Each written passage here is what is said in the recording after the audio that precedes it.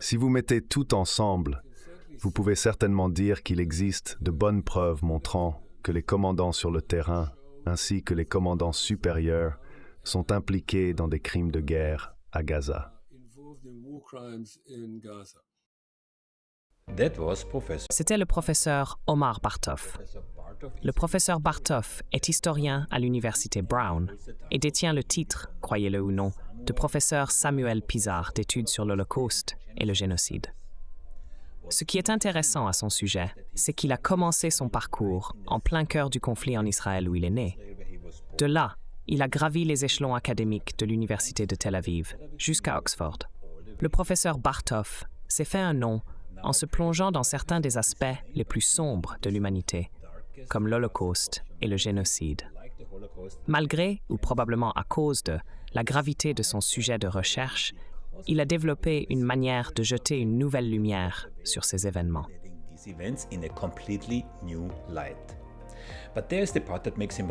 Mais il y a une partie qui le rend pertinent pour notre discussion d'aujourd'hui, car le professeur Bartov ne se limite pas au passé, ce à quoi vous pourriez vous attendre de la part d'un historien.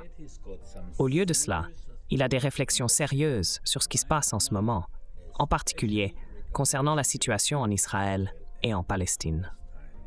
La perspective de Bartov sur le conflit Israël-Palestine va complètement à l'encontre des justifications tordues pour les massacres de masse à Gaza, qui sont si inlassablement propagés par tous les médias grand public.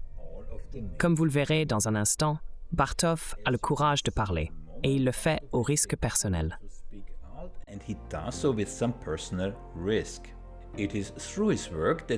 À travers son travail, il nous encourage à voir le conflit non pas simplement comme une dispute sur la terre ou la politique. Au lieu de cela, il le présente comme un mélange complexe d'histoires personnelles, de mémoire collective et d'histoires humaines.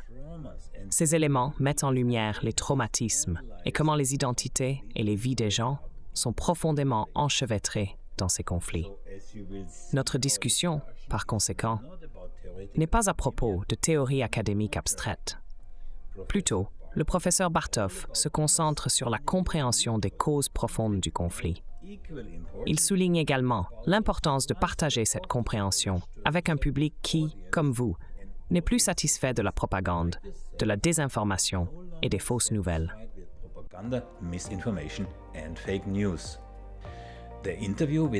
L'interview, d'une durée de 90 minutes, est présentée dans un format long.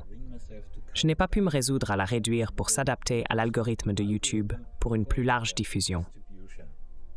J'ai senti que cela diminuerait la qualité de l'interview et ne rendrait pas justice ni au professeur Bartov, ni à vous, l'audience de ma chaîne. Cependant, comme toujours, j'ai ajouté des chapitres et des horodatages dans la description ci-dessous pour votre commodité. Et avant de plonger dans l'interview, je veux mettre en avant le dernier chapitre sur l'histoire à la première personne. Je le recommande vivement, car il rend toute l'histoire beaucoup plus personnelle, mais offre aussi une solution étonnamment simple.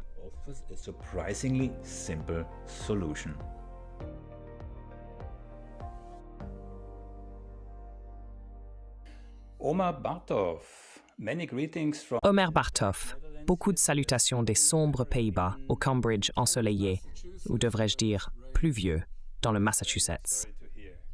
Désolé d'apprendre qu'il pleut. Très brièvement, vous avez une carrière impressionnante. Vous êtes professeur et spécialiste du génocide. Vous êtes professeur d'études sur l'Holocauste et le génocide à l'université Brown. J'ai vu que vous avez écrit au moins 5 ou 6 livres, dont 3 que j'ai choisis.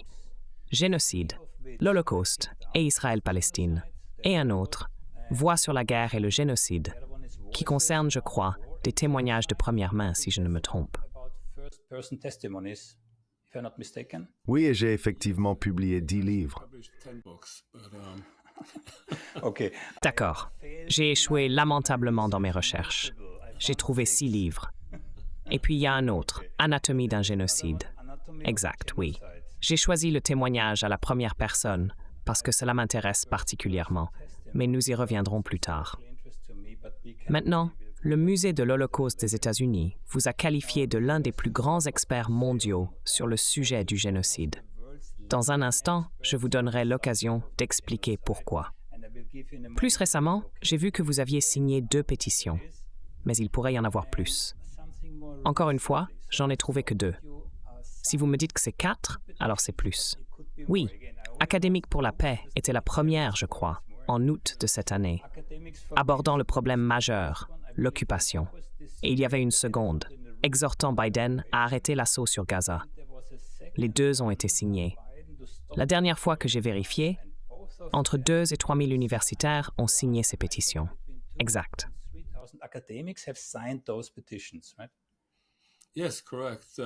Oui, c'est exact. J'ai été impliqué non seulement dans la signature, mais aussi dans la rédaction, en particulier de la première pétition qui abordait le problème majeur. J'étais l'un des 4 universitaires originaux, puis quelques autres nous ont rejoints. Nous avons passé beaucoup de temps à formuler nos pensées avant de les publier, comme ce fut le cas pour la 2e pétition. C'étaient des tentatives pour attirer l'attention sur ce que nous considérions comme des problèmes fondamentaux avant et après l'attaque du 7 octobre. Que diriez-vous être votre espoir? Quel résultat aimeriez-vous voir atteint, Thorwood, avec ces pétitions?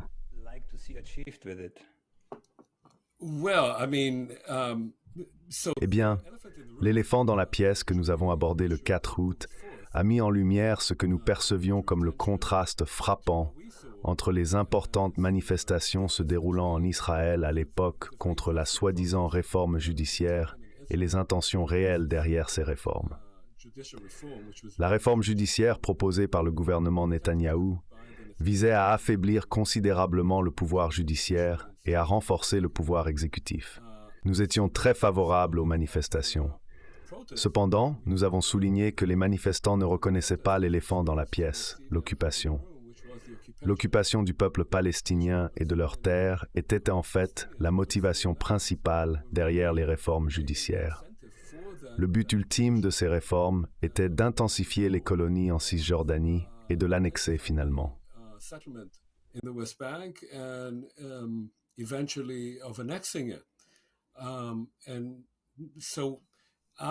Notre point était qu'il était temps de reconnaître la véritable cause de la tentative de coup d'État interne et la vraie nature du gouvernement. Cette observation est survenue 2 mois avant l'attaque du 7 octobre. Lorsque l'attaque s'est produite, elle a confirmé notre perspective. Plus précisément, elle a souligné que le problème central était en effet l'occupation. Les conséquences de l'occupation sont devenues évidentes pour tout le monde à travers l'attaque du Hamas. Cet incident a souligné que la question palestinienne, que le gouvernement de Netanyahou, et pas seulement sous sa direction, mais aussi au cours des 20 dernières années, avait tenté d'ignorer et de gérer plutôt que de résoudre, ne pouvait plus être négligé.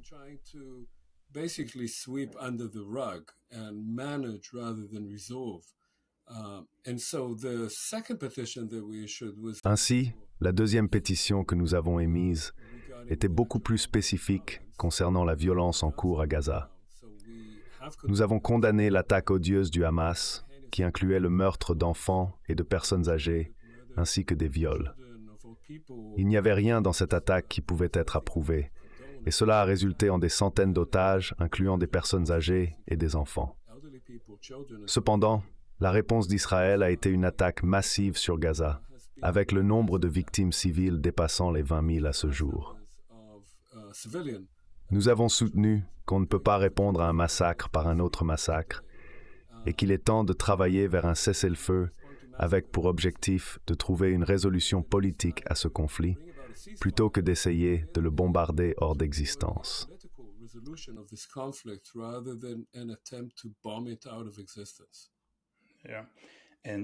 J'ai trouvé votre position particulièrement remarquable, car vous avez une vue très équilibrée.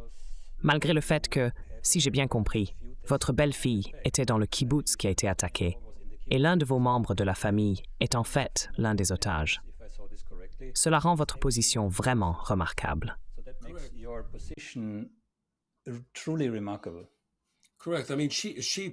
Exact. Elle n'était personnellement pas dans le kibboutz, elle était à Tel Aviv. Cependant, sa mère était dans le kibboutz où elle a grandi. Environ 85 membres du kibbutz ont été assassinés. Un nombre significatif de personnes ont été kidnappées, y compris sa cousine et le mari de sa cousine. La cousine a été libérée après environ 50 jours, mais le mari est toujours détenu. On ne peut qu'espérer qu'il est encore en vie. Avant de plonger dans les détails, pourriez-vous partager en vos propres mots comment vous percevez les événements du 7 octobre? How do you view what happened, Je veux dire, what happened on October the 7th? Look, I mean, it depends a great deal on one's perspective. Cela dépend grandement du point de vue de chacun et de la manière dont vous contextualisez ce qui s'est passé. L'événement en question était une attaque bien organisée et bien orchestrée par des centaines de militants du Hamas. Leur objectif était de tuer à la fois des militaires et des civils, avec une intention claire de cibler les civils. Elle a été largement réussie parce que la réponse de l'armée israélienne était complètement inadéquate. L'armée n'a pas réagi efficacement, ce qui a entraîné des retards où les gens ont attendu de 8 à 12 heures avant que l'armée n'arrive. Pour mettre cela en perspective, conduire de Tel Aviv à Kibbutz Be'eri prend environ 90 minutes. Driving down from Tel Aviv to Kibbutz Be'eri takes about 90 minutes. It's a small country, so why would it take... C'est un petit pays. Alors, on pourrait se demander pourquoi l'armée, qui est censée être en alerte dans la zone, a mis tant de temps à réagir. Cette situation a été extrêmement mal gérée. La raison principale est que l'armée israélienne n'avait pas anticipé une telle attaque, malgré les rapports de renseignement indiquant que le Hamas la planifiait des mois à l'avance. Ils croyaient en leur supériorité absolue sur le Hamas, convaincus que les militants ne pourraient pas franchir la clôture sophistiquée valant plusieurs milliards de dollars qu'ils avaient construite pour attaquer les civils.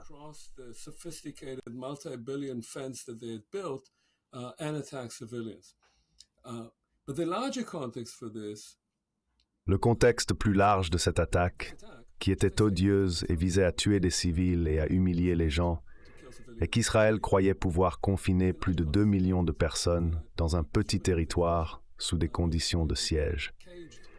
Il pensait que ces personnes ne lanceraient que occasionnellement des roquettes sur les colonies israéliennes. Cependant, cette croyance s'est avérée fausse. Maintenir des personnes dans des conditions déshumanisantes et brutales mène naturellement à un point où elles essaieront de riposter. C'est une réponse naturelle. It's the most natural thing to do. And the larger context for that, even larger... Et le contexte plus large, encore plus vaste que cela, est que depuis 1967, Israël maintient les Palestiniens sous occupation. 3 millions en Cisjordanie et 2 millions à Gaza. Au lieu de chercher une résolution politique, Israël a choisi de les contrôler. Dans le cas de la Cisjordanie, il a également progressivement pris le contrôle du territoire. En considérant cela dans un contexte plus large, nous pouvons conclure que la seule façon de mettre fin à ce type de violence, tant de la part du Hamas que de la destruction actuellement causée par l'armée israélienne, est de trouver une solution politique plutôt qu'une solution militaire.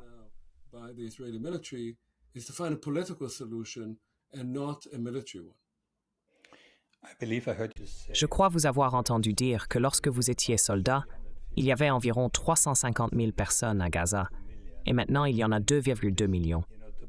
Pour donner une idée aux gens, la longueur de Gaza est plus courte qu'un marathon, n'est-ce pas? Donc c'est littéralement juste quelques kilomètres pour 2,2 millions de personnes. Je pense que c'est le 3e endroit le plus densément peuplé de cette planète.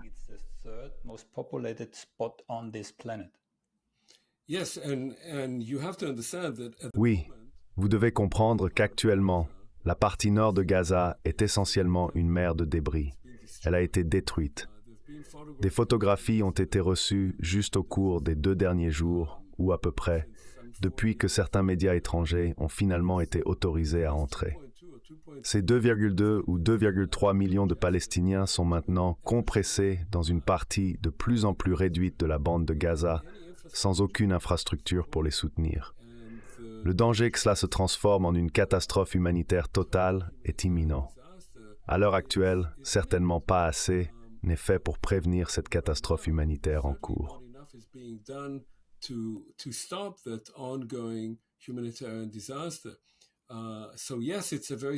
Alors oui, c'est une très petite zone.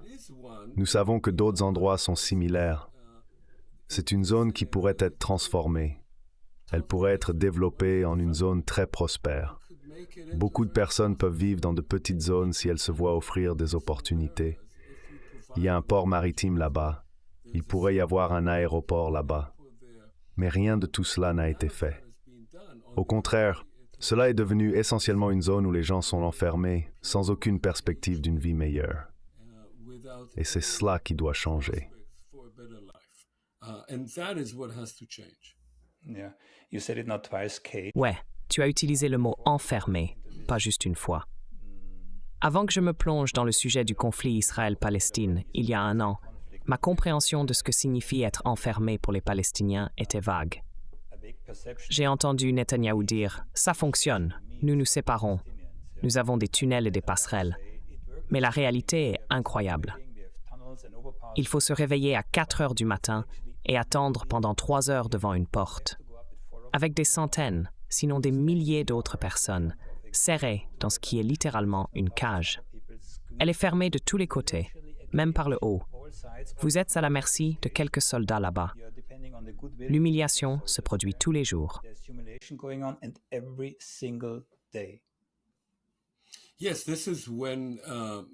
Oui, cette situation concerne les personnes de Gaza, où les conditions sont maintenant bien pires. Cependant, avant que la situation actuelle ne s'aggrave, des dizaines de milliers de Gazaouis se rendaient en Israël pour travailler en raison du chômage massif à Gaza. Pour passer les points de contrôle, ils devaient endurer les conditions que vous avez décrites. Les gens devaient naviguer à travers des points de contrôle congestionnés et humiliants, qui sont essentiellement des cages en fer, pour atteindre le côté israélien pour le travail. Cela est similaire à ce qui se passe en Cisjordanie, où il y a un peu plus d'espace, mais l'expérience au point de contrôle est tout aussi dégradante.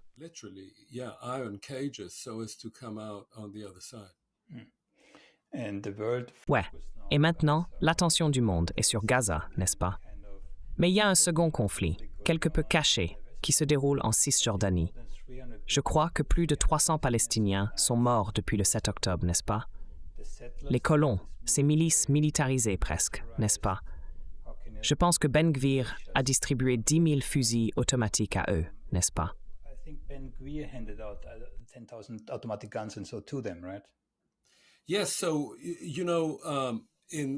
Oui. Donc en Cisjordanie, ce que nous observons peut être décrit comme une forme de nettoyage ethnique rampant. Les communautés isolées sont sous pression des colons, des milices de colons et de l'armée. Une portion significative du personnel militaire est recrutée parmi les colons. Donc ils changent essentiellement d'uniforme. Ils intimident les Palestiniens pour les pousser à quitter leur communauté et ont été responsables de la mort, comme mentionné, de probablement plus de 300 individus depuis le 7 octobre. Actuellement, il y a de plus en plus d'avertissements que cette situation mènera éventuellement à une autre intifada ou soulèvement en Cisjordanie.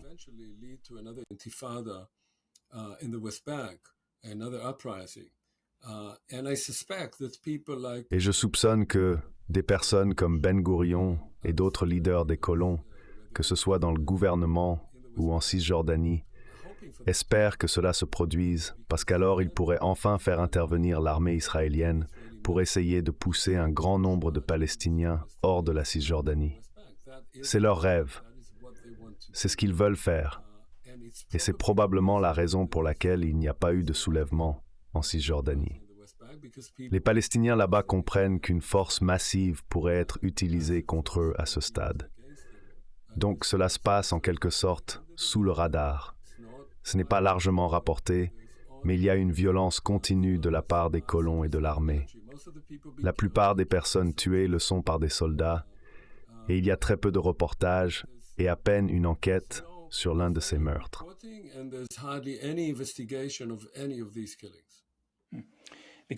Parce que vous avez mentionné qu'ils espèrent que cela se produise, n'est-ce pas? Une vidéo a émergé sur les réseaux sociaux, montrant Netanyahou. Dedans, il a dit qu'il espérait un incident qui justifierait une guerre pour expulser tous les Palestiniens. C'est ce que j'ai compris. Oui, je ne suis pas sûr de quel enregistrement vous parlez. Est-ce récent? Cela a refait surface récemment, mais cela date de quelques années, n'est-ce pas? Oh, yeah, I've not seen that. Netanyahu. Ah oui, je n'ai pas vu ça. Netanyahou, au moins jusqu'au 7 octobre, faisait attention à ce qu'il disait. Nous savons tous ce qu'il veut, mais il faisait attention à le dire. Donc je n'ai pas entendu ça. I've not heard that. Mais il ne fait aucun doute que les personnes qui l'entourent, en particulier Ben-Gvir et Smotrich, qui sont les chefs du mouvement religieux national et des colons en Cisjordanie, aimeraient prendre le contrôle de tout le territoire et le vider de sa population palestinienne. Quant à Netanyahou, c'est un peu difficile à dire. Je veux dire, je pense qu'avant le 7 octobre, Netanyahou espérait pouvoir simplement maintenir les choses telles qu'elles sont, tout en organisant toutes sortes de relations avec d'autres États arabes. Organize all kind of relations with other Arab states. You ask about the October. Vous avez demandé à propos de l'attaque du 7 octobre. Je crois que l'incitation immédiate pour le Hamas à mener cette attaque était la politique de Netanyahou et l'apparente imminence d'un accord entre Israël et l'Arabie saoudite, négocié par les États-Unis. Pour le Hamas, cela signifiait que la question palestinienne disparaîtrait entièrement parce que l'Arabie saoudite est le pays arabe le plus important. Cela impliquerait que, bien qu'ils prétendent se soucier des Palestiniens, ils sont beaucoup plus intéressés par de bonnes relations avec les États-Unis. Donc bien qu'ils aient préparé l'attaque bien à l'avance, l'incitation était cet accord imminent. Du point de vue de Netanyahou, je pense qu'il était content juste. Netanyahu's point of view, I think that he was happy just isolating Gaza and Isoler Gaza et laisser les gens pourrir là-bas sans que personne n'y prête attention. Je veux dire, l'attention n'était pas du tout portée sur Gaza. Et progressivement, mais avec une intensité croissante, la colonisation de la Cisjordanie a été étendue, rendant la vie de plus en plus insupportable pour la population arabe là-bas. Ainsi, à la première occasion, il pourrait être déplacé. C'est ainsi, je pense, qu'il envisageait la situation. Et bien sûr, toute la situation a explosé. Mais il faut dire que ça ne concerne pas seulement Netanyahou, et ce ne sont pas seulement les colons radicaux à sa droite. Le public israélien en général, la grande majorité du public israélien, ne voulait pas s'engager sur la question palestinienne. Elle était complètement marginalisée.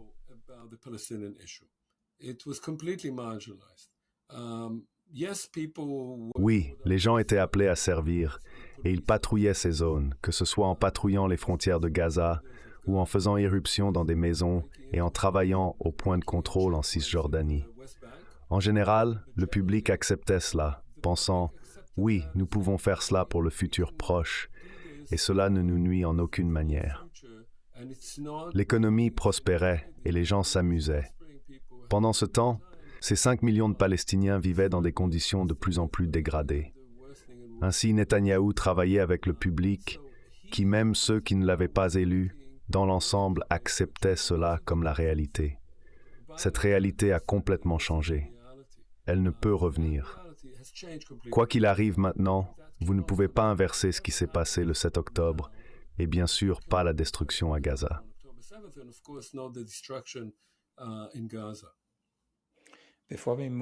Avant de trop nous éloigner du 7 octobre, j'ai 2 questions, si je peux me permettre. Je sais qu'il n'est pas bon de poser des questions composées, alors permettez-moi de commencer par la première. Des rapports en provenance d'Israël, y compris Haaretz, ont indiqué qu'au moins certaines des victimes décédées du 7 octobre étaient victimes de ce qu'on appelle des tirs amis. Des vidéos d'hélicoptères les montrent en train de tirer sur des voitures en fuite. Dans ces vidéos, vous pouvez voir littéralement des centaines de voitures, non seulement brûlées, mais aussi écrasées. Ces dégâts n'ont pas été causés par un RPG du Hamas. C'était à grande échelle.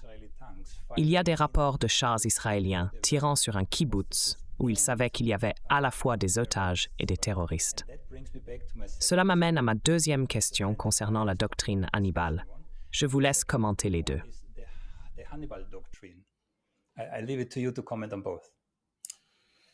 So on the first case, Dans le premier cas, l'incident dont j'ai connaissance, que l'armée a déjà reconnu et qui a été largement rapporté en Israël, implique un char entrant dans le kibbutz Be'eri.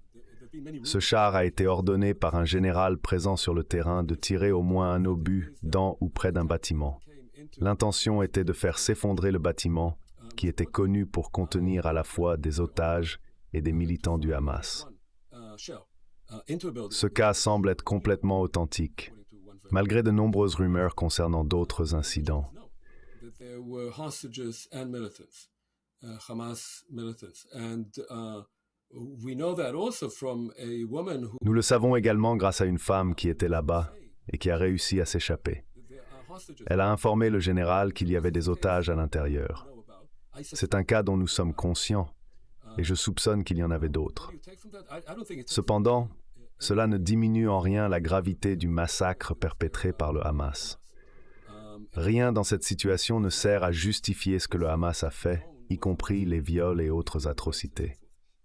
Cela indique que l'armée israélienne était mal préparée.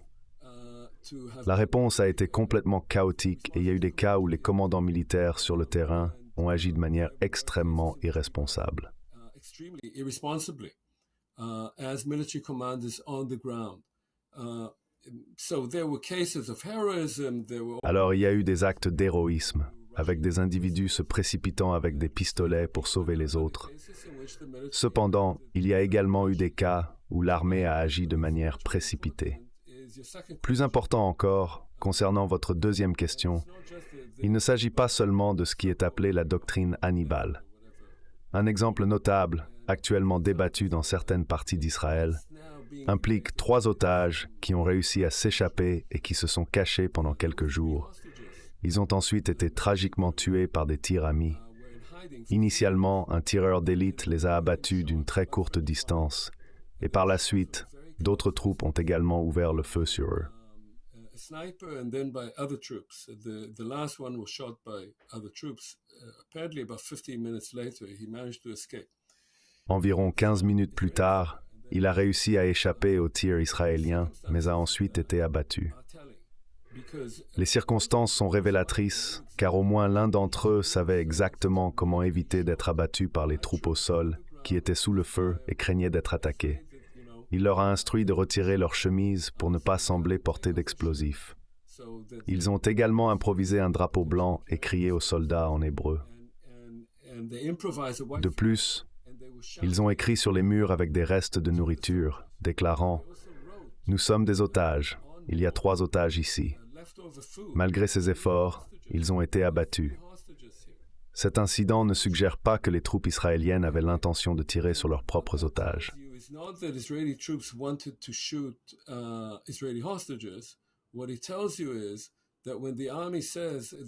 Ce que cet incident illustre, c'est que lorsque l'armée prétend qu'un tel événement était une erreur, il ne l'était probablement pas. Les ordres donnés aux troupes au sol se résument essentiellement à, en cas de doute, tirer. Un autre aspect critique est l'approche militaire, qui va au-delà de la soi-disant directive Hannibal. Cette approche implique que l'armée distribue des tracts pour avertir la population d'évacuer, déclarant la zone comme zone opérationnelle. Après une période, la logique devient que toute personne n'ayant pas évacué est potentiellement un militant, et il n'y aura plus de vérification sur son identité ou ses intentions.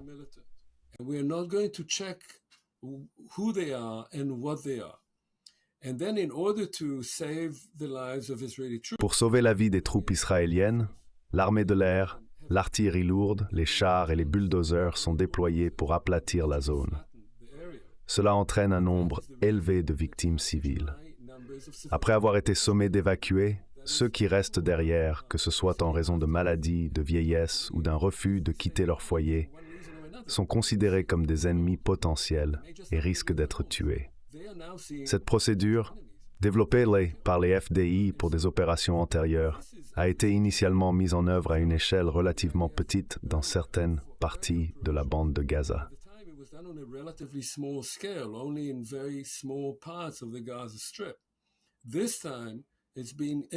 Cette fois-ci, cela est mis en œuvre dans tout le nord de Gaza. L'IDF semble également vouloir étendre cela au sud de Gaza, mais est quelque peu retenu par l'administration américaine et la compréhension que tous les otages restants se trouvent là. Ainsi, procéder pourrait entraîner leur mort. Cette situation est au cœur de la destruction massive de biens et de vies à Gaza. L'incident impliquant les 3 soldats qui ont été tués met en lumière les procédures opérationnelles générales de l'armée. Il a attiré l'attention parce que dans ce cas, ils étaient réellement des otages et non juste 3 Palestiniens de plus qui auraient pu être abattus sans aucun rapport.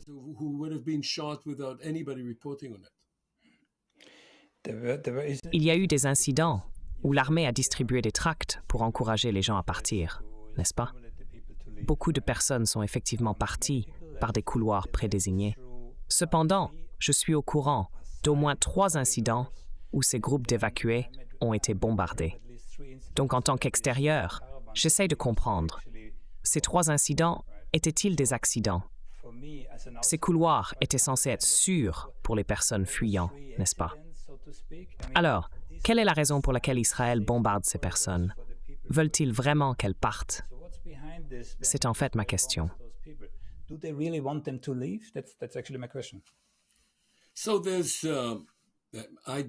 Il est très difficile de juger des cas spécifiques sans suffisamment d'informations, et les informations proviennent de diverses sources. Cependant, il y a peu, voire aucun, observateur objectif sur le terrain, ce qui rend difficile l'évaluation des incidents spécifiques. Malgré cela, une quantité significative de recherches a été menée et publiée par 972, une publication critique et réputée. Cette recherche suggère que l'affirmation de la CIMASUJLAR de ne pas cibler les civils n'est pas entièrement vraie. L'armée souhaite probablement que la population parte et que cela facilite leurs opérations.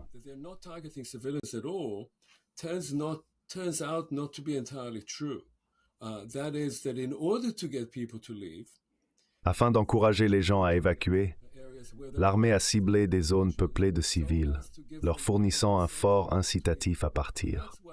Cette enquête a révélé que des zones résidentielles, incluant une série d'immeubles d'appartements, ont été frappées par des bombes aériennes d'une grande précision. Ces attaques contre des habitations civiles ont été menées pour forcer les gens à évacuer, constituant un dommage intentionnel aux civils pour ce que l'armée perçoit comme des objectifs stratégiques. Concernant les déplacements des personnes vers des zones sûres, des rapports récents, dont un du New York Times présentant des images satellites, ont montré que dans des régions déclarées par l'armée israélienne comme sûres ou relativement sûres, l'armée de l'air israélienne a largué de nombreuses bombes de 2000 livres. Of 2,000-pound bombs. Those 2,000-pound bombs, 1-ton bombs. Ces bombes d'une tonne, de 2000 livres, détruisent tout sur leur passage. Elles ont été utilisées dans des zones densément peuplées de civils. Même si des militants du Hamas étaient présents et que l'intention était de les cibler, l'emploi de telles munitions pourrait être considéré comme un crime de guerre. Cela est dû au fait que ces bombes sont garanties de tuer un grand nombre de civils dans le but d'éliminer quelques militants. Le rapport indique que de nombreuses bombes ont été utilisées.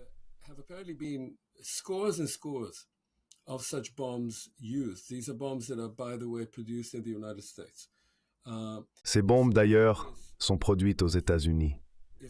Donc, lorsque vous prenez tout en compte, il existe des preuves solides qui, espérons-le, seront examinées de manière médico-légale pour démontrer que tant les commandants sur le terrain que les officiers supérieurs sont impliqués dans des crimes de guerre à Gaza.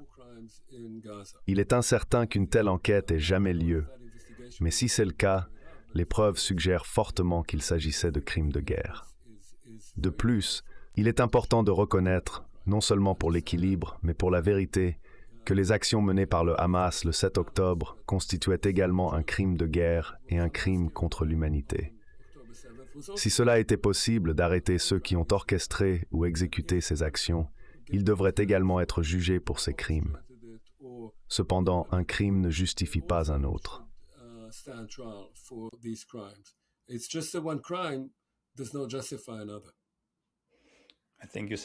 Je pense que vous avez mentionné quelque chose de très important. Un crime ne justifie pas un autre. J'ai consulté la Convention de Genève et elle est tout à fait pertinente ici. L'article 3 stipule essentiellement que les civils ne doivent pas être tués, se référant à la violence contre la vie et la personne. L'article 33 interdit les punitions collectives. L'article 7 interdit le déplacement forcé des civils. Et l'article 53 traite de la destruction des infrastructures civiles, telles que les hôpitaux et les écoles.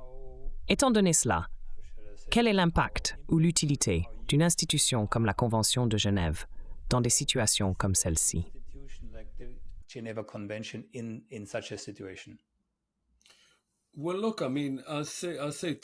Eh bien, je dirais deux choses. Premièrement, l'argument que le public israélien entend constamment et que j'écoute souvent dans les médias israéliens est que le Hamas utilise des civils comme boucliers humains. Par conséquent, Israël argue qu'ils n'ont pas d'autre choix que de riposter lorsqu'ils sont attaqués. Le Hamas est accusé de se cacher dans des hôpitaux, des écoles et des mosquées, amenant Israël à cibler ces endroits. Israël prétend que c'est la faute du Hamas si des civils meurent. Il est vrai que le Hamas utilise la population comme bouclier humain. Cependant, il est également difficile pour le Hamas de ne pas le faire parce que la zone est tellement congestionnée. Ils doivent opérer à partir de quelque part.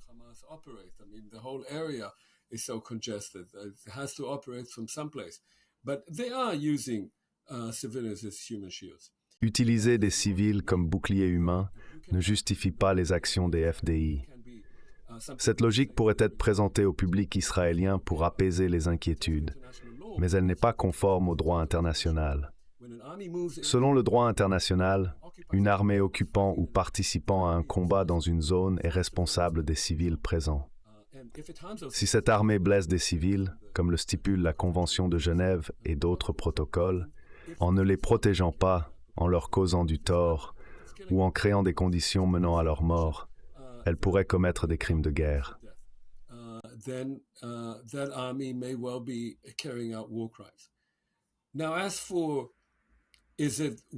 Maintenant, concernant la question de savoir si tout cela vaut quelque chose, nous devons considérer l'objectif des accords internationaux s'il n'y a pas de responsabilité. Cet argument a été avancé de nombreuses fois. Nous préférerions évidemment une application beaucoup plus stricte du droit international. Cependant, le droit international fonctionne entre les nations. Pour l'appliquer, la communauté internationale, composée d'États, doit prendre des mesures. Sans leur application, les violations peuvent continuer. Est-ce que cela rend le droit international inutile? Je ne le crois pas. Premièrement, il établit des normes. Il nous permet d'articuler les problèmes dont nous discutons maintenant.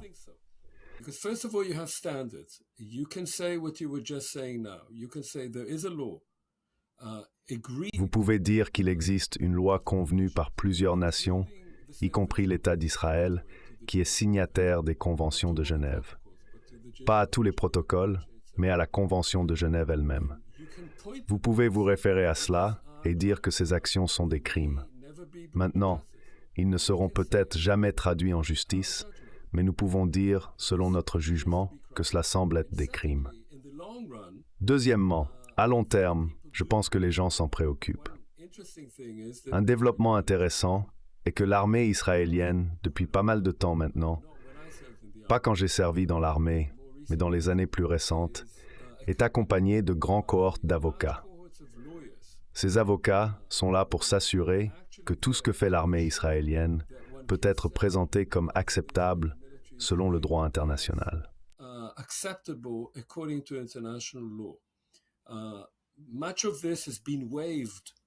Une grande partie de cela a été ouvertement ignorée par l'armée israélienne et les politiciens israéliens depuis le 7 octobre.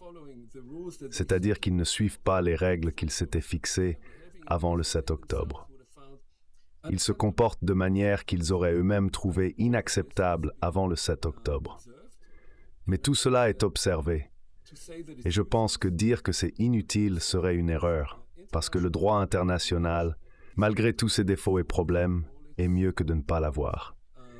Si vous pouvez trouver un dirigeant d'un État, comme cela s'est passé avec Poutine, si un dirigeant d'un État est reconnu coupable ou est inculpé pour violation du droit international, cela a un effet.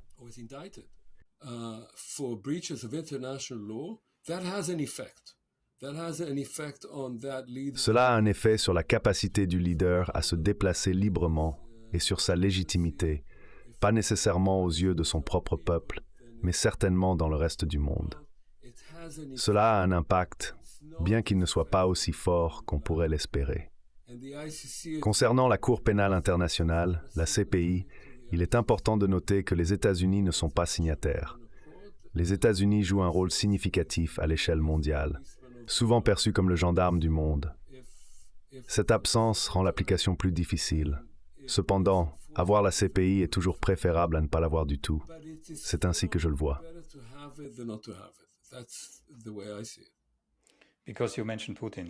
Parce que vous avez mentionné Poutine, je pense qu'un défi auquel Israël est confronté en ce moment est le double standard, qui est devenu évident après la récente guerre par procuration entre les États-Unis et la Russie. Von der Leyen a déclaré qu'il est considéré comme un crime de guerre lorsque la Russie construit des hôpitaux. Mais lorsque Israël fait de même, cela n'est pas vu comme un crime de guerre. Ce double standard flagrant, désormais ouvertement reconnu par beaucoup, sera difficile à naviguer pour Israël.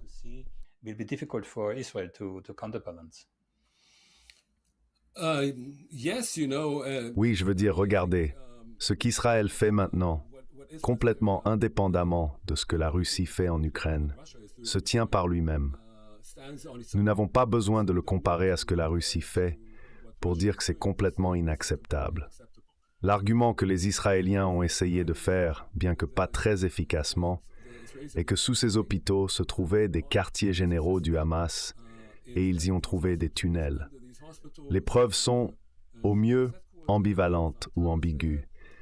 Ils n'ont pas réussi à présenter un cas clair pour cela. Cela ne veut pas dire que le Hamas ne construisait pas de tunnels près des hôpitaux, mais il n'est pas clair si ces tunnels menaient réellement aux hôpitaux. Et puis ils ont détruit le tout, donc nous ne saurons jamais.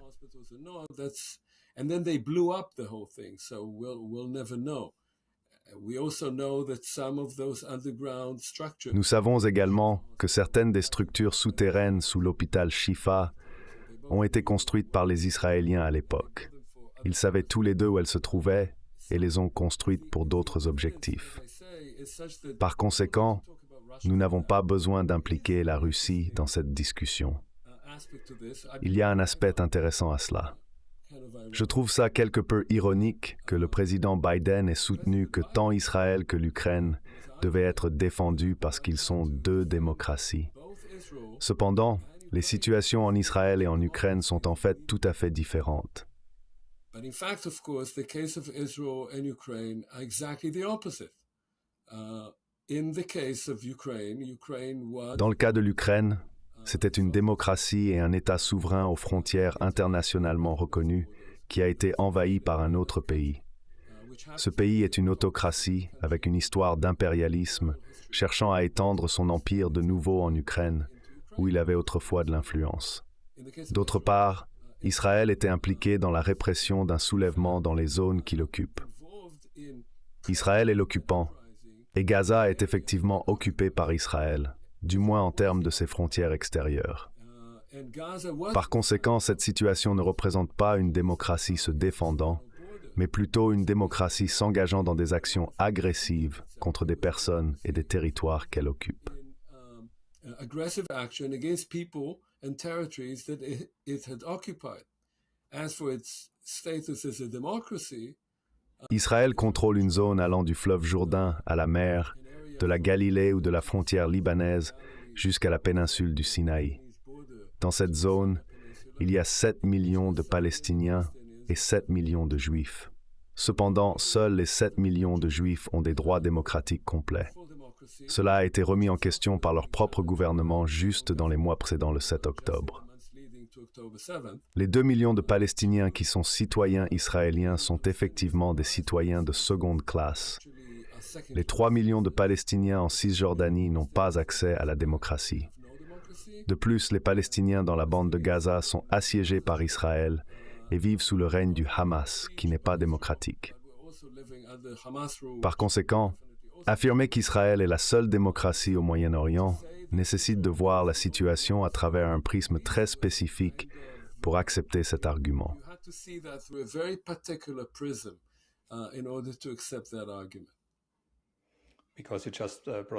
Parce que vous venez de mentionner l'apartheid, considérons que l'Assemblée générale des Nations unies a qualifié l'apartheid de crime contre l'humanité en 1966. J'ai les informations juste devant moi. Ensuite, elles ont été mises à jour en 1973 et non en 1948. Le Conseil de sécurité a approuvé cette détermination avec la résolution 556.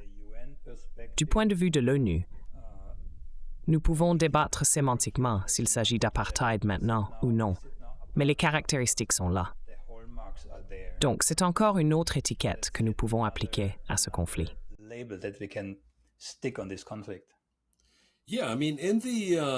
Oui, je veux dire, dans la déclaration du 4 août que nous avons publiée, nous avons parlé d'apartheid, en particulier en Cisjordanie.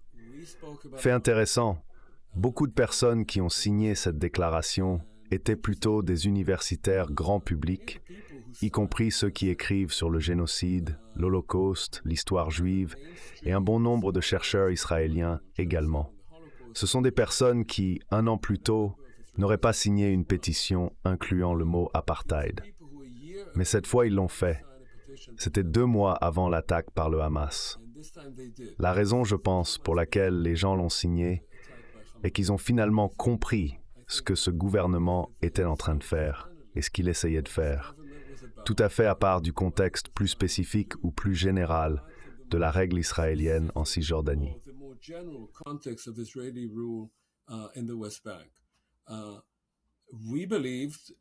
Nous croyons, et je crois certainement, qu'Israël avait instauré un régime d'apartheid en Cisjordanie. La raison simple de cette croyance est l'existence de 2 populations vivant sous des systèmes juridiques complètement différents. Il y a entre 500 000 et 750 000 colons, selon les comptes. Ces colons vivent sous le droit israélien en tant que citoyens israéliens extraterritoriaux, bien qu'ils résident dans un territoire occupé non reconnu par la communauté internationale comme faisant partie de l'État d'Israël. Ils peuvent voter aux élections de la Knesset israélienne et sont soumis aux lois israéliennes.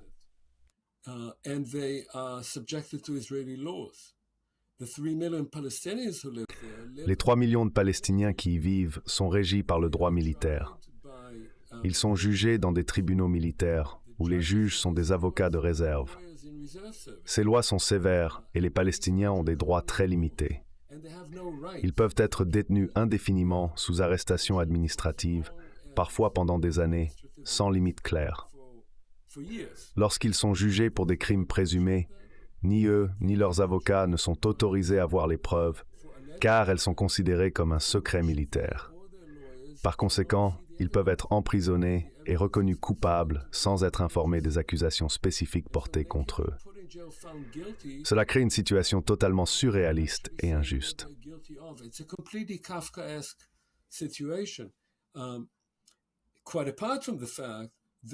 Bien loin du fait qu'ils n'ont plus la liberté de mouvement, ils n'ont certainement pas la liberté d'expression. Ils ne sont pas à l'abri d'une arrestation arbitraire. Donc tout ce que nous tenons pour acquis dans une société démocratique, ils en manquent. Et leurs voisins, juste à côté d'eux, vivent sous un système de droit où tous ces droits leur sont assurés. Donc selon la résolution de l'ONU sur l'apartheid, c'est clairement un régime d'apartheid. Il y a, je pense, 7 catégories là-bas, et toutes ces catégories se conforment au type de système qu'Israël a mis en place en Cisjordanie.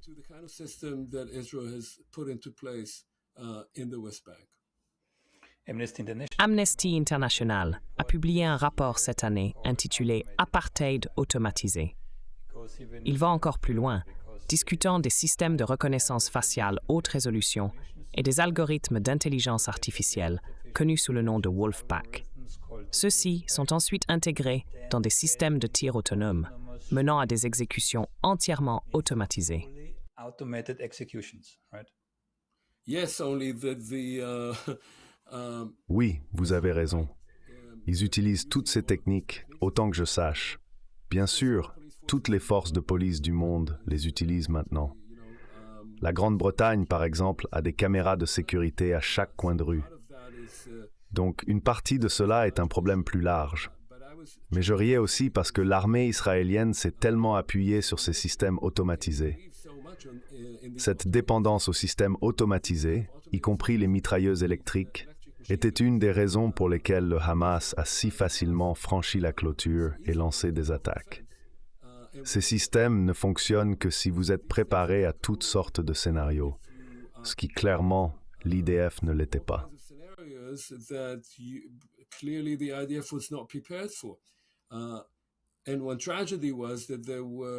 Une tragédie était que de nombreux observateurs militaires, qui étaient de jeunes femmes soldats, postés à des postes d'observation, équipés de mitrailleuses électriques et divers appareils de surveillance, ont averti de l'attaque imminente du Hamas. Elles avaient observé l'entraînement et alerté leur commandant, soulignant la gravité de la situation. Certaines ont même informé leurs parents. Tragiquement, la plupart de ces jeunes femmes ont été tuées le 7 octobre. Malgré leurs avertissements, personne n'a pris la responsabilité de cette négligence. Elles ont été tuées par le Hamas.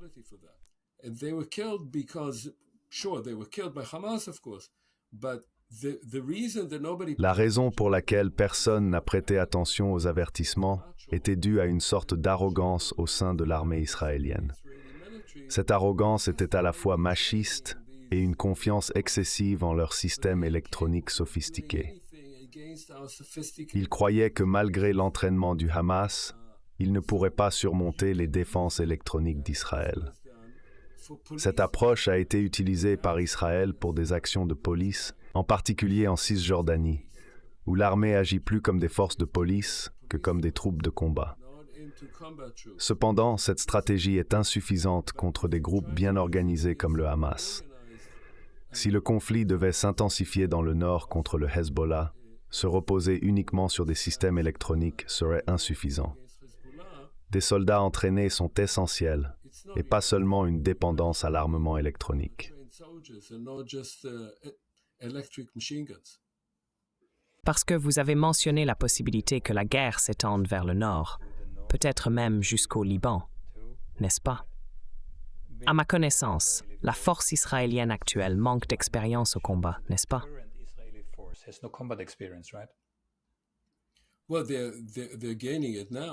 Eh bien, ils le gagnent maintenant, bien sûr, à Gaza. Oui, malheureusement. C'est un scénario très effrayant. Ce que nous observons en ce moment pourrait juste être le début d'un conflit beaucoup plus large. Le Hezbollah dans le nord possède environ 150 000 roquettes et des dizaines de milliers de combattants de guérilla bien entraînés. Ces combattants sont bien équipés et ont acquis beaucoup d'expérience en combattant en Syrie. Il y a aussi des milices iraniennes en Syrie. Les Houthis sont maintenant impliqués dans les combats et des milices opèrent depuis l'Irak. Ainsi, Israël semble entraîner toute la région dans un conflit qui pourrait être évité.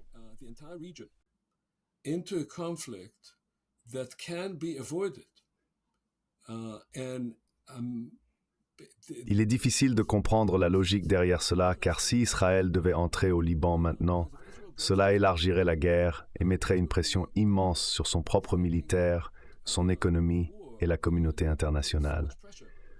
Je soupçonne que l'armée israélienne se retrouvera embourbée au Liban, tout comme elle l'est actuellement à Gaza. Je dois dire que l'opération israélienne à Gaza a déjà échoué. C'est une opération ratée. C'est le deuxième échec majeur, le premier ayant eu lieu le 7 octobre. Malgré la mobilisation de 350 000 réservistes par l'armée israélienne et la possession d'avions de pointe, de chars modernes et d'artillerie, elle peine contre environ 40 000 guérilleros légèrement armés.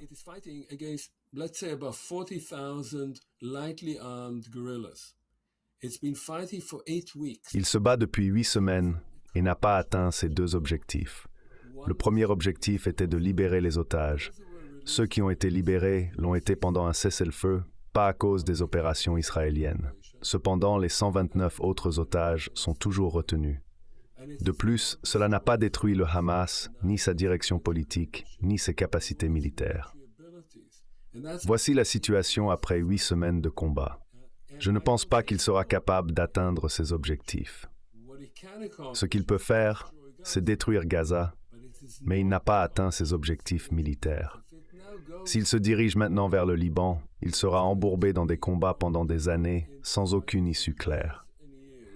La seule option restante serait de décider qu'il est temps de parvenir à une résolution politique et de ne pas essayer de résoudre les choses uniquement par la force. En raison de cette logique, Noam Chomsky m'a dit que Ben Gurion et Smotrich se fichent de faire exploser le monde entier parce qu'ils croient que Dieu est de leur côté. C'est littéralement ce qu'il a dit.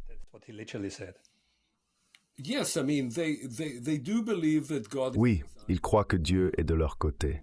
Mais en plus d'être messianiques et de croire qu'ils peuvent tracer le cours de l'histoire, ils sont également nihilistes. Ce n'est pas qu'ils pensent que Dieu est de leur côté pour atteindre un objectif positif ou nous mener tous au paradis. Ce qu'ils veulent faire est, malheureusement, plutôt similaire à l'objectif du Hamas. Si vous lisez leur déclaration et la charte du Hamas, vous trouverez qu'ils partagent la même idée. Ils visent à créer un État religieux exclusivement pour leur peuple. Le Hamas envisage un État palestinien islamique avec peu, voire aucun juif. Smotrich et Ben Gvir visent à établir un État halachique, un État juif régi par la loi juive, où les Juifs vivront et les Palestiniens ne pourront pas vivre ou vivront comme des citoyens de seconde classe.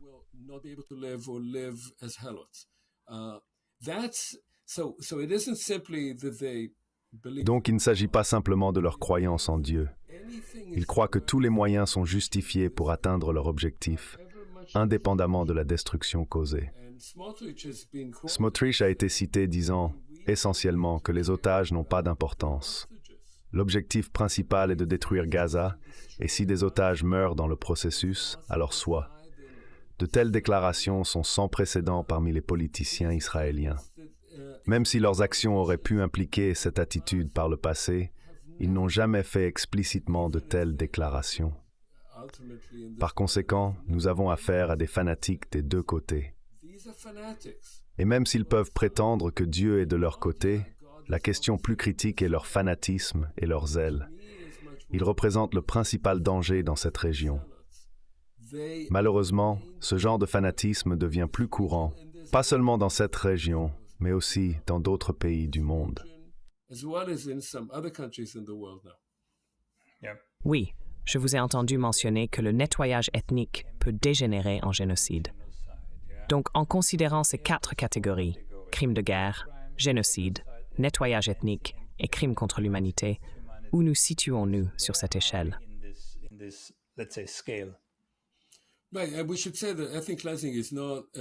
Le nettoyage ethnique n'est pas officiellement défini en droit international. Il est généralement compris comme le déplacement forcé ou l'élimination d'une population d'un territoire spécifique, visant généralement un groupe ethnique, pour faire de la place à un autre groupe. L'objectif est de retirer la population ciblée de la zone, sans se soucier de l'endroit où elle finit. Le génocide, d'autre part, implique des tentatives de détruire un groupe particulier, soit complètement, soit partiellement. Récemment, à mesure que plus d'informations sont devenues disponibles, il est clair que la situation est complexe et dépend de ce qui se passe dans les semaines à venir. L'armée israélienne a affirmé que déplacer des gens de certaines zones était un effort humanitaire pour les protéger des opérations militaires. Cette description est l'interprétation la plus généreuse de leurs actions.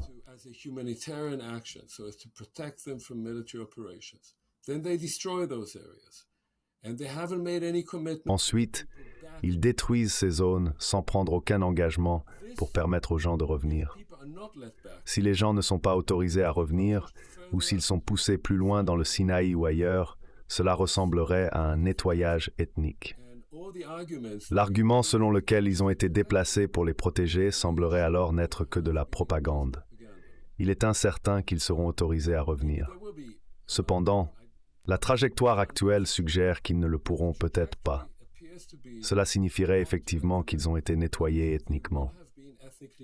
Premièrement, concernant le lien entre le nettoyage ethnique et le génocide, l'histoire montre que le génocide commence souvent par un nettoyage ethnique, comme vu dans le génocide allemand des Herero en 1904 et le génocide arménien.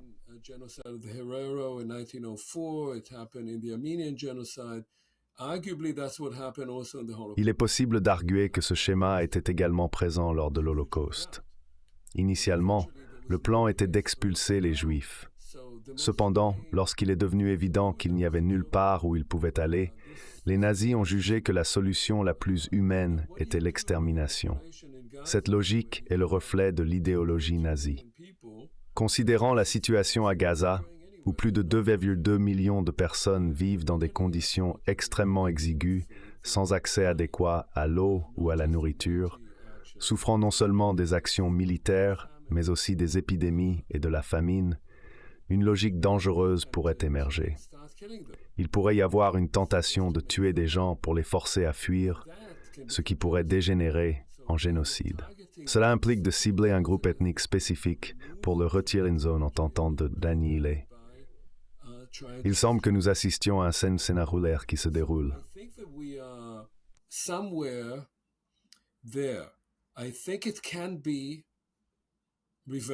Je pense que cela peut être inversé, mais cela doit se produire maintenant. Cela peut être inversé si le gouvernement israélien, sous contrainte, déclare qu'il arrête les opérations militaires. Il devrait également être prêt à envisager d'abord une résolution politique à Gaza, puis une résolution politique plus large du conflit avec les Palestiniens. Il faudrait un mécanisme pour retirer le Hamas ou sa direction de Gaza. Il partirait en quelque sorte d'exil. Il y aurait une direction intérimaire en place. Il y aurait également un retour progressif des populations et la reconstruction des infrastructures. Cela peut être fait, mais en ce moment, l'opposé se produit. Et si cela continue, alors oui, je crains que nous ne regardions la possibilité de légitimer un génocide.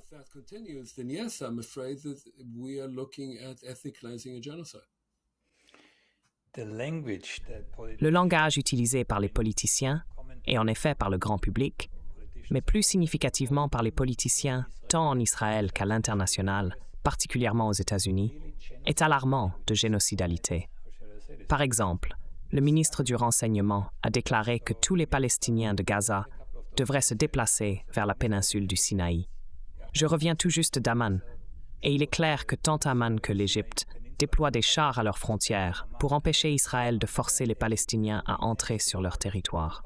De plus, Isaac, le président israélien, a affirmé qu'il n'y a pas de civils innocents à Gaza. Puis il y a la remarquable déclaration de Netanyahou à propos d'Amalek. En tant qu'historien, pourriez-vous brièvement expliquer sa référence à Amalek?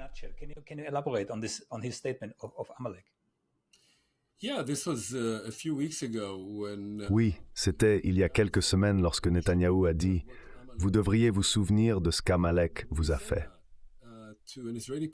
Maintenant, quand vous dites cela à un public israélien, la plupart des gens savent ce que cela signifie. Amalek était un groupe qui a attaqué les Israélites alors qu'ils traversaient le désert depuis l'Égypte vers la Terre Sainte, vers Eretz Israël. Les ordres donnés aux Israélites par Dieu, qui apparaissent à divers endroits dans la Bible, étaient qu'ils devaient tuer tous les Amalécites, les hommes, les femmes, les enfants, les bébés. Ils devaient également abattre leur bétail et leurs moutons. Donc c'est essentiellement un commandement génocidaire de Dieu aux Israélites.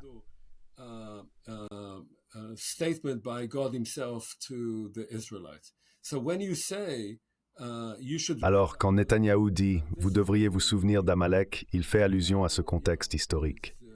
Netanyahou est assez astucieux pour ne pas dire explicitement ce qu'il veut dire, mais il comprend que son public connaît l'implication. Herzog, d'autre part, n'est pas aussi astucieux ou politiquement avisé. Herzog, qui est le président de l'État et a été autrefois le leader du Parti travailliste, est considéré comme étant plus modéré que Netanyahou. Cependant, lors d'une campagne électorale contre Netanyahou il y a quelques années, il a fait une déclaration sur Gaza, disant qu'il n'y a pas de différence. Ils sont tous coupables. De telles déclarations incitent principalement à davantage de conflits. Elles servent à inciter les troupes. Cela se rattache à notre discussion antérieure sur les tactiques de l'IDF.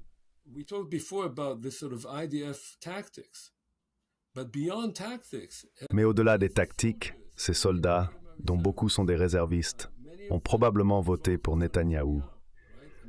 La droite en Israël est bien plus forte que la gauche, un fait qui se reflète également dans la population de l'IDF, surtout parmi les forces de réserve. Lorsqu'ils entendent ces déclarations, on se demande comment ils vont réagir. Ils pourraient agir, qu'ils aient des ordres ou non. Si leur commandant les observe, agir de manière à dévier des règles militaires, il est important de noter que ces commandants sont également influencés par les déclarations de leurs généraux et leaders. Cette situation s'apparente à une incitation, menant à un comportement de plus en plus illégal au sein de l'armée. Mais bien sûr,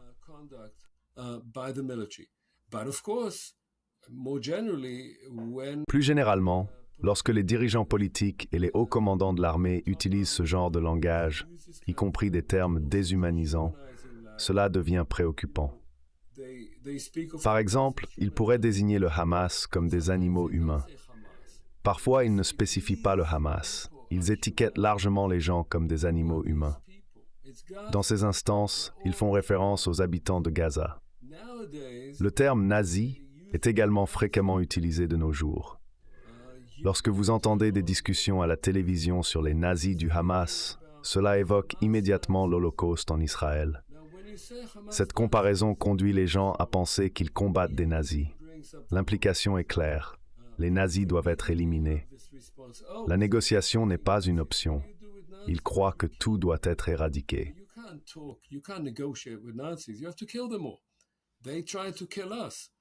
Ils essaient de nous tuer.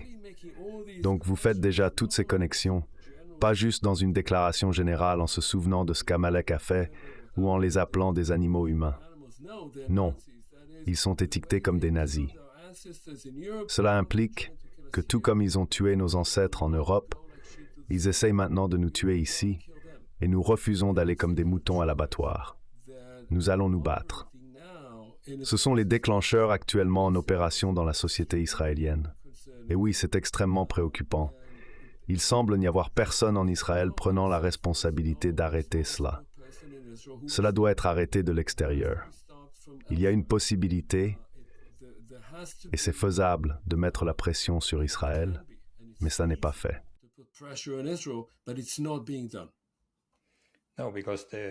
Non, parce qu'en Amérique, l'année prochaine est une année électorale. Donc c'est très délicat pour Biden. D'un côté, il a besoin du soutien du lobby judéo-israélien. De l'autre côté, selon les sondages de Gallup, plus la population est jeune, moins elle soutient Israël et plus elle soutient la Palestine. Donc c'est une épée à double tranchant pour Biden. J'ai parlé il y a 2 jours avec l'ancien secrétaire d'État et secrétaire à la Défense, Charles Freeman. Il m'a dit qu'il ne serait pas surpris si Trump gagne. Si Trump gagne, je ne sais pas ce qui se passera. Il pourrait y avoir une guerre civile aux États-Unis et il pourrait même y avoir une guerre civile en Israël.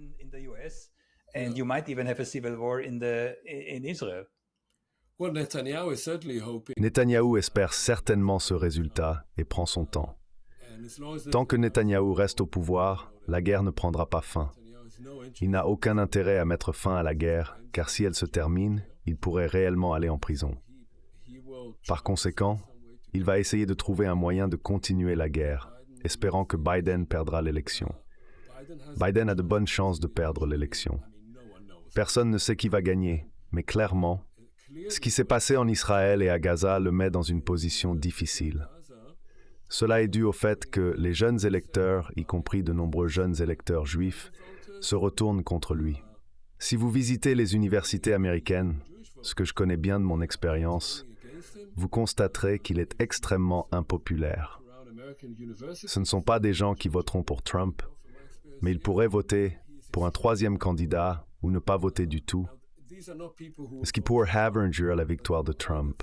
for a third candidate, or they won't vote at all, which means that Trump would win. And of course, Biden is afraid. Biden hésite à se montrer plus ferme avec Israël parce qu'il craint de perdre le vote libéral traditionnel qui est fortement pro-Israël. Cependant, je pense que c'est une erreur. Biden pourrait élaborer une politique et l'expliquer au public américain, ce qu'il n'a pas encore fait. Il pourrait expliquer pourquoi mettre fin à la guerre est crucial pour les intérêts nationaux des États-Unis que pour le bien-être d'Israël. Les États-Unis devraient avant tout cesser d'envoyer autant d'obus de chars et d'artillerie à Israël, dont Israël a désespérément besoin en ce moment.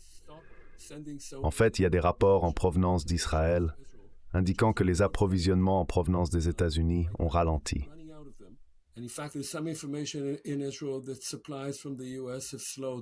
L'Amérique manquante de fournitures.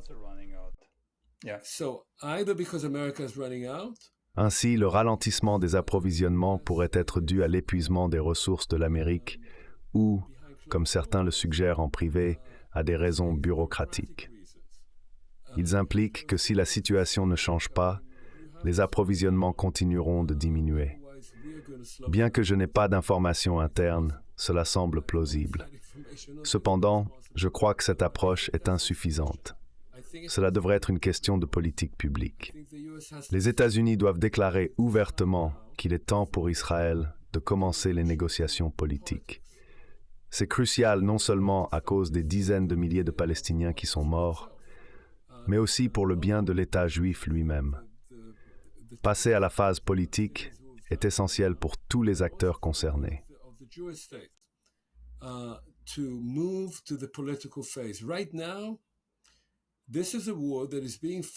En ce moment, cette guerre se déroule sans objectif politique. Les guerres menées sans objectif politique deviennent des guerres de destruction. Vous ne savez jamais quand les terminer ou quand vous avez gagné. Vous continuez juste à combattre. Il doit y avoir un objectif politique, et le seul objectif politique viable est la négociation autour d'un État palestinien. Il ne peut y en avoir d'autre. Biden l'a reconnu, mais il ne l'a pas imposé, ni développé une politique complète à ce sujet. C'est ce qu'il doit faire. Si je conseillais la Maison-Blanche, ce qui n'est certainement pas le cas, je suggérerais de former un groupe de travail d'experts d'Israël et du Moyen-Orient. Ce groupe élaborerait rapidement la politique et la présenterait à Israël comme une option à prendre ou à laisser.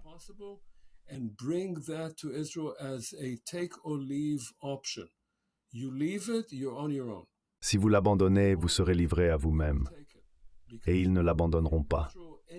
Ils le prendront. Parce qu'en Israël, tout mouvement du gouvernement américain, malgré toute la bravade, provoque immédiatement un séisme. La moindre déclaration critique provoque immédiatement une réaction de tous. Et le public israélien est désormais tellement plein de peur, a un tel sentiment profond d'insécurité depuis le 7 octobre, et sait qu'il a un gouvernement complètement incompétent. Le gouvernement ne prend même pas soin de plusieurs centaines de milliers de citoyens israéliens qui ont été déplacés du sud et du nord.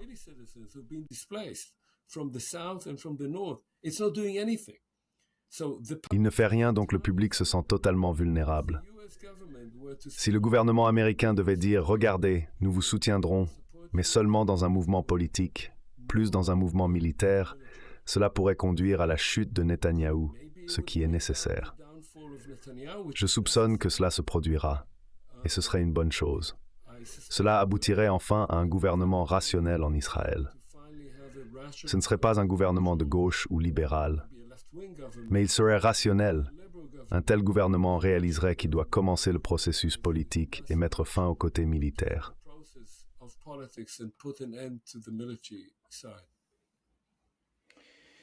J'espère, ou nous espérons tous, des négociations, je pense. Maintenant, professeur, j'ai un dernier sujet, si vous me permettez. Ce que j'ai mentionné au début concerne l'histoire à la première personne. Le contexte est que je reviens tout juste d'Amman, où j'ai moi-même interviewé le deuxième survivant du massacre de Tantura de 1948. Je me suis plongé là-dedans. Il y a toute une histoire derrière. Je ne vais pas vous ennuyer avec les détails ici, mais ce genre d'interview est assez impactant et émouvant. À Amman, c'était une dame de 90 ans. Sa famille était au Koweït lorsqu'il a été envahi. Donc ils ont dû fuir une deuxième fois. Donc 2 événements majeurs dans une vie. Et j'ai lu dans un livre, c'est pourquoi ça m'intéresse. And you will understand in a moment why I'm interested in this. Yeah.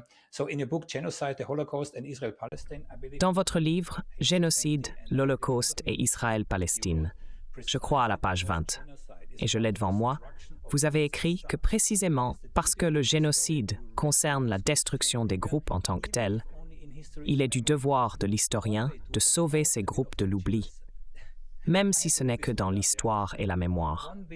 Vous avez mentionné qu'une manière de contrer l'intention de ceux qui commettent un génocide, qui est d'effacer à la fois l'existence et la mémoire des victimes, est de permettre aux victimes de parler et d'écouter leur voix. C'est exactement ce que j'ai fait. Cependant, j'ai trouvé un documentaire sur Tantoura, où Joachim Gelber, un professeur émérite d'histoire à l'université de Haïfa, a dit « Je ne crois pas aux témoins. Les preuves orales sont bonnes pour le folklore, mais pas pour l'histoire. » J'ai été stupéfait de voir comment un professeur émérite d'histoire renommé a facilement rejeté les témoignages de témoins qui ne correspondaient clairement pas à son paradigme.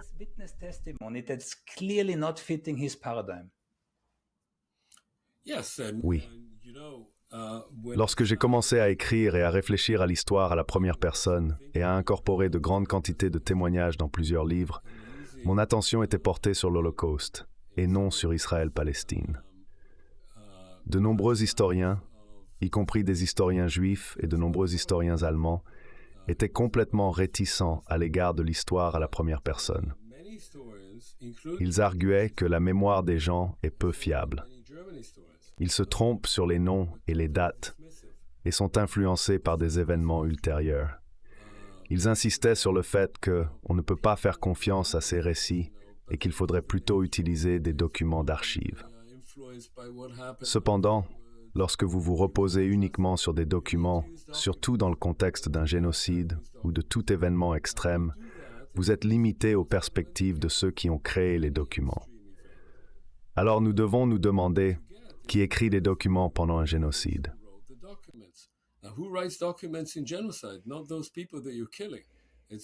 Les personnes que vous tuez ne sont pas celles qui écrivent les documents, ce sont les auteurs.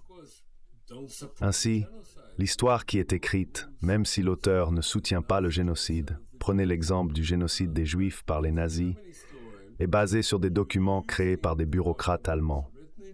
En utilisant ces documents, les historiens voient involontairement les événements à travers le prisme des auteurs, car ce sont ces descriptions et explications qui sont disponibles.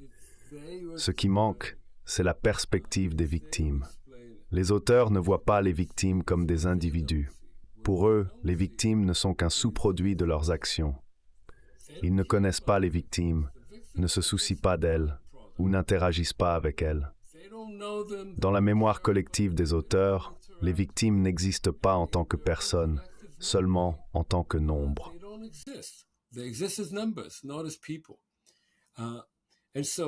Et donc, lorsque j'ai commencé à aborder cette question et à écrire à ce sujet, je considérais principalement ce qui se passerait si vous incluiez les voix de ceux qui ont été soumis à un génocide dans son histoire. Cela impliquerait principalement les survivants, puisque les voix de ceux qui sont morts ne peuvent pas être entendues. Ce concept s'aligne sur ce que Primo Levi a discuté dans un essai célèbre sur cette même question, qui peut raconter ce qui s'est passé. Cela ne signifie pas que d'autres documents devraient être ignorés. Bien sûr, ils sont également précieux. Vous pouvez utiliser des documents des auteurs, des spectateurs, mais il est crucial d'écouter également les personnes qui étaient réellement là. Cette approche représente une perspective générale et elle a conduit à des changements dans l'historiographie de l'Holocauste.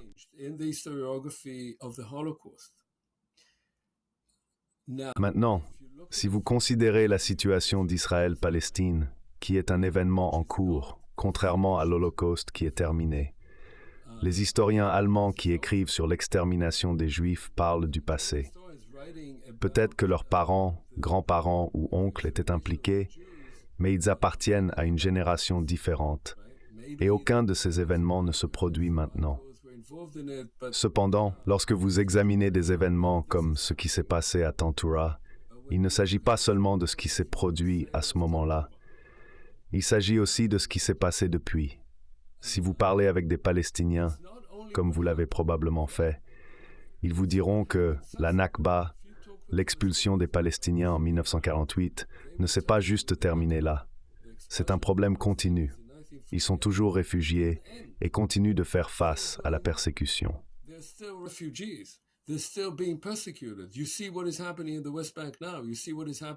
Vous voyez ce qui se passe actuellement en Cisjordanie et à Gaza. Ce n'est pas un événement conclu. Cela reste également non résolu pour les Israéliens juifs.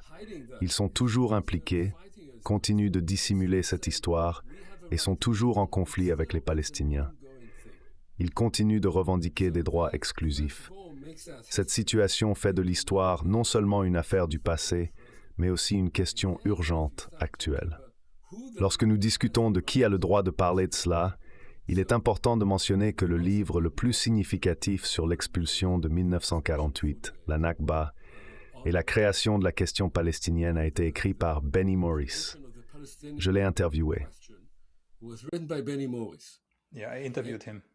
Right. And Benny Morris, who now Benny Morris, qui a depuis adopté une perspective légèrement différente, a souligné l'importance de la documentation par rapport aux souvenirs peu fiables lors d'une conférence à l'Université Brown.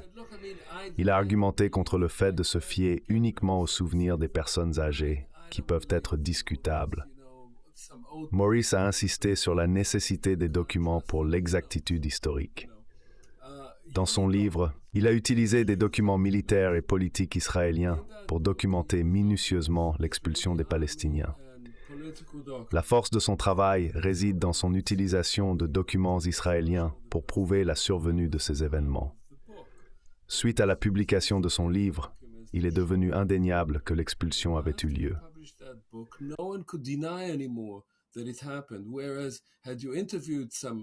Tandis que, si vous aviez interrogé des Palestiniens âgés et qu'ils avaient dit « Je me souviens de cela », les gens pourraient répondre avec scepticisme, doutant de la précision de leurs souvenirs. Ce scepticisme souligne la puissance de l'utilisation des documents. Cependant, se reposer uniquement sur les documents signifie que de nombreux événements qui n'ont pas été enregistrés disparaissent. Cela arrive parce que soit l'armée ne les a pas documentés, soit la bureaucratie a échoué à le faire, ou les documents ont été détruits. De plus, cette approche ne capture pas la perspective de ceux qui ont vécu ces événements. Au lieu de cela, elle reflète uniquement le point de vue de ceux qui les ont menés, qui souvent justifient leurs actions avec divers rationnels, prétendant qu'ils répondaient à des menaces, traitaient avec des ennemis ou identifiaient des espions.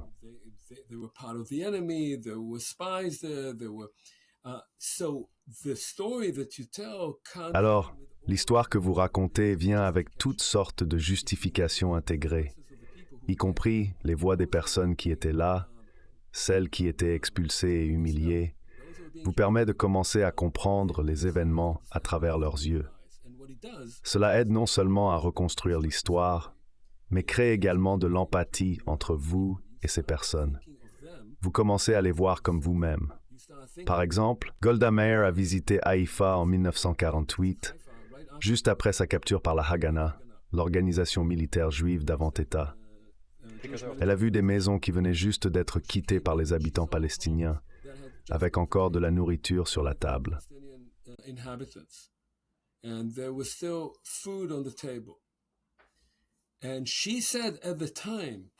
Et elle a dit à l'époque que cela lui rappelait son enfance en Ukraine, même si elle était venue en Palestine depuis les États-Unis. Elle a mentionné que cela lui rappelait ce qui était arrivé aux Juifs, créant un moment d'empathie. Cependant, cette empathie n'a pas conduit à des actions politiques, car peu après, elle s'est opposée à permettre le retour des réfugiés. Mais il y avait un moment d'empathie. Cette empathie, la capacité de voir les choses à travers les yeux de ceux qui avaient été soumis à la violence, est cruciale pour les historiens. Pendant des années, j'ai cru que l'histoire de l'Holocauste, qui se concentre sur la manière dont les décisions étaient prises et l'importance d'événements comme la conférence de Wannsee, était la seule façon d'écrire l'histoire. How the decision was crafted, how important was Wannsee, all those things. And they never told you what Et ils ne vous ont jamais dit ce qu'était réellement la chose. Il s'agissait toujours de tuer des gens, de tuer des enfants, de brutalité, et cela n'a jamais été abordé.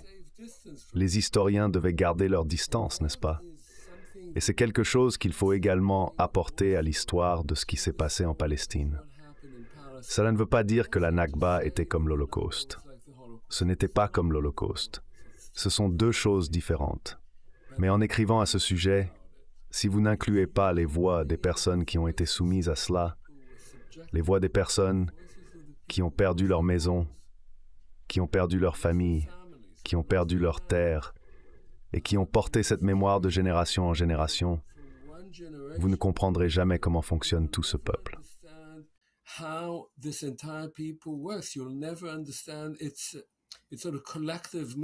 Vous ne comprendrez jamais sa mémoire collective ou son identité sans faire cela. Juste avant que tout ne se passe, entre octobre et janvier 2022, j'ai interviewé de nombreuses personnes en Israël, à la fois juives et palestiniennes.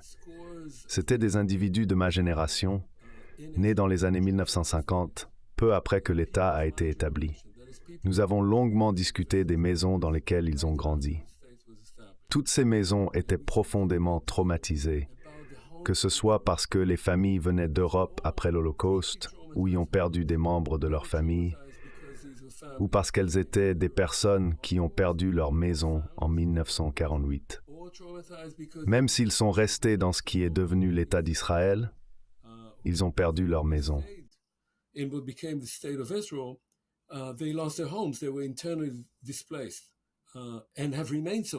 Ils ont été déplacés à l'intérieur du pays et le sont restés jusqu'à ce jour. Cela crée un sentiment d'empathie et de proximité. Soudain, vous voyez ces populations qui vivent côte à côte et se considèrent souvent comme diamétralement opposées. Pourtant, elles portent en elles des souvenirs qui ont beaucoup en commun. Si vous êtes capable de comprendre cela, alors peut-être vous rapprochez-vous également de la conclusion que ces personnes peuvent partager le lieu. Elles peuvent vivre ensemble plutôt que de s'impliquer dans des tueries ou de s'accrocher à des récits oppositionnels comme « c'était nos ennemis » ou « ils nous ont fait ça ». Au lieu de cela, elles peuvent se reconnaître comme partageant un passé traumatique et douloureux. Cette reconnaissance peut les rapprocher au lieu de les déchirer.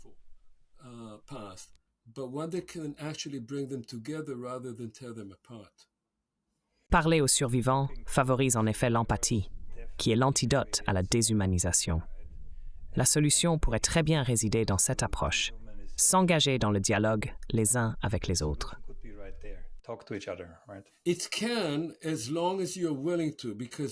Cela peut fonctionner tant que vous êtes prêt à éviter de créer un déni. C'est important lorsqu'on discute de personnes comme Gerber ou Maurice, qui embrassent maintenant l'histoire à la première personne. Dieu le bénisse d'avoir surmonté le déni en choisissant d'écouter les gens plutôt que de les corriger. En Israël, j'ai remarqué que les conversations impliquent souvent une personne disant quelque chose et l'autre la corrigeant immédiatement, lui disant que cela ne s'est pas passé alors ou là, ou que ce n'est pas pour cela que c'est arrivé. La clé est d'écouter, non de nier ce qu'ils disent, pour vraiment entendre ce qui est dans leur cœur, leur mémoire, ce qui les a émus. Si vous vous ouvrez à cela, alors oui, c'est le premier pas vers une sorte de résolution ou au moins de compréhension.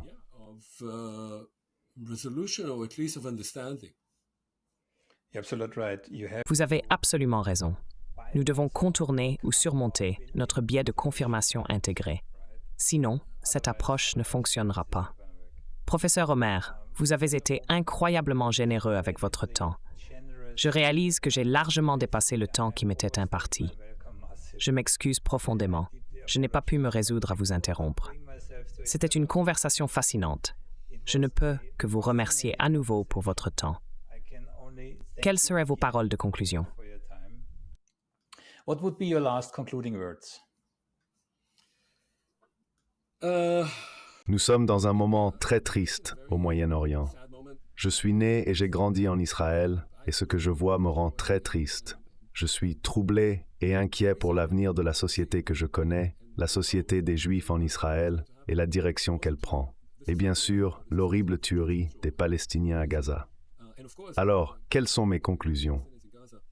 What are my concluding words? My concluding words would be that every Mes derniers mots seraient que chaque citoyen du monde, où qu'il soit et quoi qu'il pense, devrait utiliser leur pouvoir pour influencer leurs représentants, gouvernements et les médias pour arrêter les tueries. Mais nous ne devrions pas nous arrêter là. Nous ne devrions pas juste exiger un cessez-le-feu qui, bien que bon, ne résoudra pas les problèmes sous-jacents. Nous devons exiger une fin à ce conflit long et horrible. Nous devons nous assurer que les zélotes et extrémistes des deux côtés soient écartés du pouvoir. La plupart des Palestiniens et des Juifs, je crois, veulent simplement vivre leur vie et sécuriser un avenir pour leurs enfants. Ils méritent une direction qui puisse leur fournir la paix et un avenir plein d'espoir.